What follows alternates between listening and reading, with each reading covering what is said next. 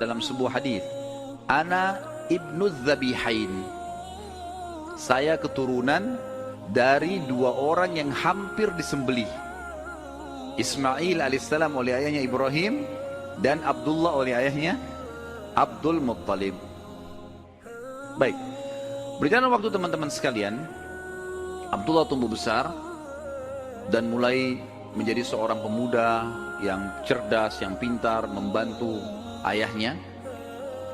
Maka oleh Abdul Muttalib dinikahkan, dan dinikahkan oleh seorang wanita yang bernama Aminah. Dan Aminah dari turunan Abdul Manaf juga, jadi satu jalur, masih sepupu dengan Abdullah. Hanya saja dari Aminah ini, dari paman-pamannya Aminah itu dari penduduk asli Madinah, dari Aus dan Khazraj, dari suku Ansar di Madinah. Maka Nabi SAW di sini memiliki jalur dari dua kota suci, Mekah dan Madinah.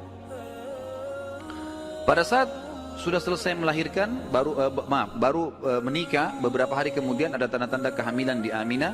Kemudian Aminah pun sempat melihat di dalam mimpinya pada saat akan melahirkan atau pada saat hamil besar, melihat dalam mimpinya ia bermimpi bayi dalam kandungannya ini menyebarkan cahaya, dan cahaya itu menyebar ke seluruh muka bumi. Sebagian athar menyebutkan sampai ke Busra.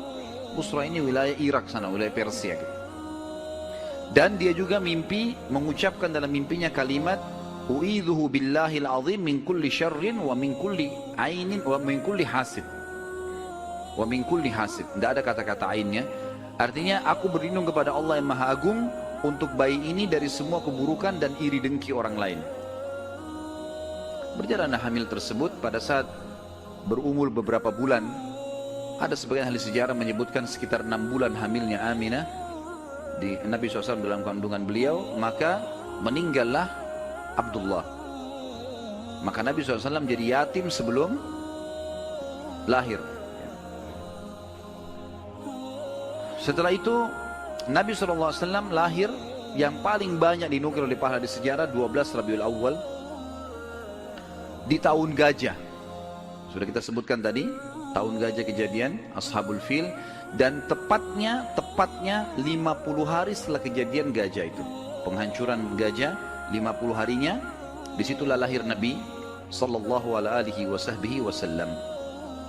Ada yang perlu kita sebutkan teman-teman sekalian, walaupun sebenarnya menyebutkan ini bukan berarti Nabi SAW membutuhkannya, tidak sama sekali.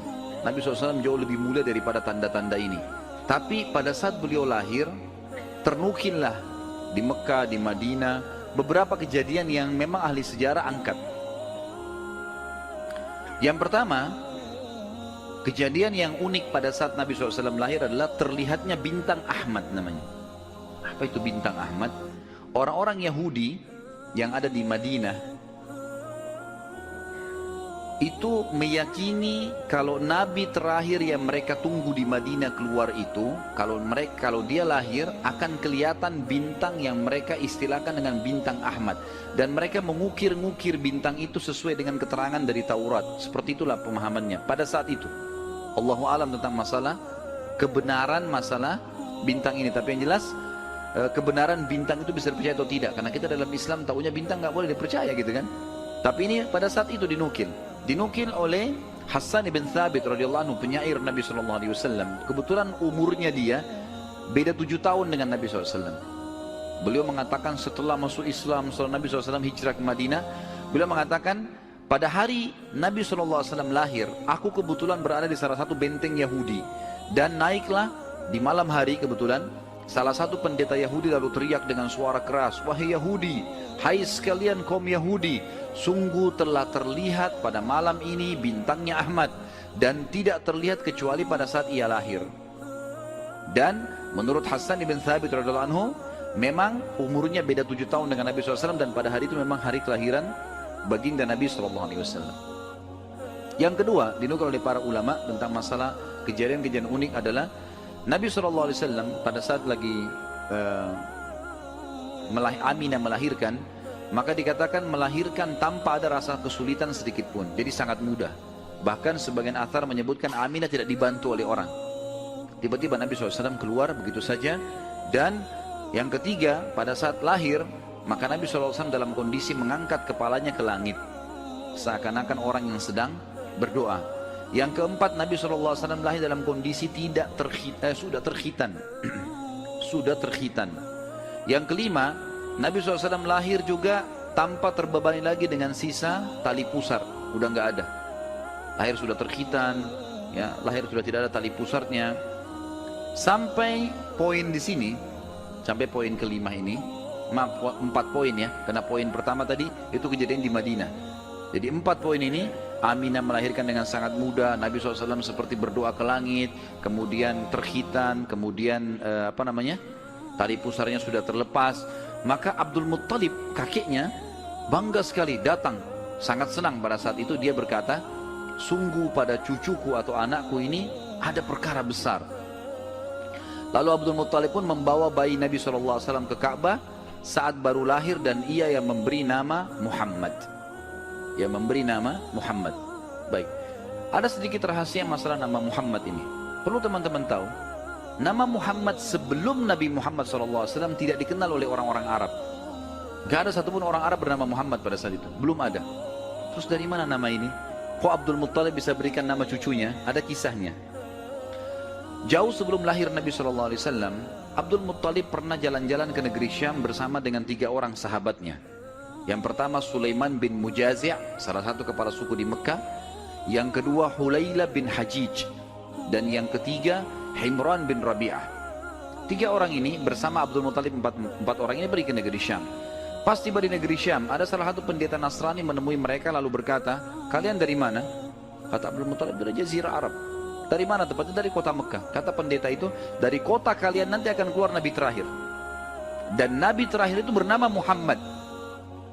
Kata Abdul Muttalib, dari mana engkau tahu itu semua?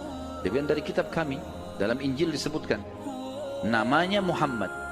Maka keempat orang ini bertekad pada saat itu untuk memberikan nama kalau mereka dikaruniai anak setelah itu atau cucu, Muhammad. Dan dari 4 orang ini, pada saat balik ke Mekah, orang yang pertama mendapatkan cucu laki-laki adalah Abdul Muttalib. Itulah Nabi Muhammad SAW. Maka dia pun mengangkat bayi Nabi SAW lalu keliling di dekat Ka'bah lalu mengatakan, anak ini memiliki perkara yang besar, aku memberikan nama Muhammad, aku memberikan nama Muhammad. Terus dia mengucapkan kalimat itu. Kemudian selanjutnya teman-teman sekalian, yang keenam adalah goncangnya istana Kisra di Persia dan rubuhnya 14 teras istananya. Jadi ada teras-terasnya istana itu rubuh semua tanpa sebab, rusak semuanya. Pada saat melihat kejadian tersebut, Kisra sempat khawatir, lalu dia bertanya kepada para peramal-peramalnya lah, dukun-dukunnya segala.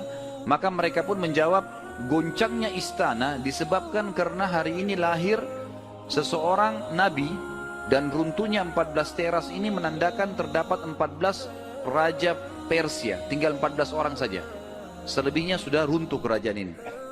Maka sempat Kisra bilang, 14 raja masih lama. Kalau satu raja punya 1100 tahun umurnya, berarti 1400 tahun. Tapi tanpa disadari oleh Kisra, apalah di sejarah Muslim menukil, tanpa membenarkan ramalan ini ya, kita bukan membenarkan, karena ramalan itu semua kalaupun bertepatan karena mereka mencuri, syaitan mencuri berita dari langit, bukan karena mereka tahu, sebagaimana dijelaskan dalam ada hadits Nabi SAW. Dan ternyata setelah Kisra yang pada saat Nabi SAW lahir itu ada, anak-anaknya berselisih pendapat, dan dalam waktu 4 tahun saja terjadi penggantian 10 orang Kisra, mati semua, saling membunuh satu sama yang lain.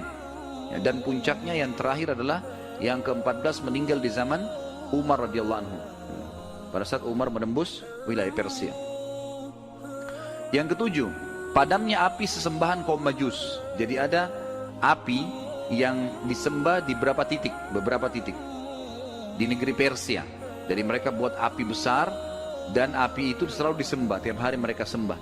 Pada saat Nabi SAW lahir, api itu tiba-tiba mati, dan mereka berusaha menyalakan, tidak bisa, selamanya mati. Sampai Persia pada saat itu, seluruh Persia yang menyembah api, apinya mati semua, nggak ada. Mereka mau coba nyalakan, sampai runtuhnya di zaman Umar bin Khattab, nggak ada api mereka. Nggak bisa lagi mereka nyalakan api untuk disembah ya, nggak bisa lagi mereka nyalakan. Setiap kali di wilayah Persia dinyalakan api, mati, padam. Mereka cuma pakai masak, misalnya di situ padam, nggak bisa sama sekali. Yang kedelapan, hanyutnya air sungai Sawa. Sungai Sawa ini teman-teman sama dengan sungai Gangga sekarang di India. Di kultus dianggap ini sungai apalah, keramat lah dan seterusnya, gitu kan. Maka orang-orang Persia meyakini sungai Sawa ini adalah sesuatu yang luar biasa. Kalau ada yang mati, mereka bakar, lalu mereka lempar debunya di situ, airnya diambil, dianggap suci, apalah segala macam. Subhanallah, karena sungai ini selalu ditaruh tumbal segala macam. Waktu Nabi SAW lahir, air sungai ini hilang. Nggak ada airnya sama sekali, kering. Sampai sungai Sawa dilupain udah, nggak ada lagi sungai. Namanya memang sungai Sawa.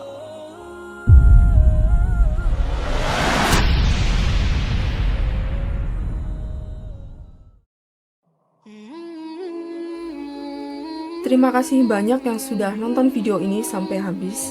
Dan jangan lupa subscribe-nya sebagai bentuk support untuk channel ini agar terus bisa berkembang. Dan semoga Allah Subhanahu wa Ta'ala mengkaruniakan kita kebahagiaan di dunia dan di akhirat kelak, dan menghindarkan kita dari azab api neraka. Wassalamualaikum warahmatullahi wabarakatuh.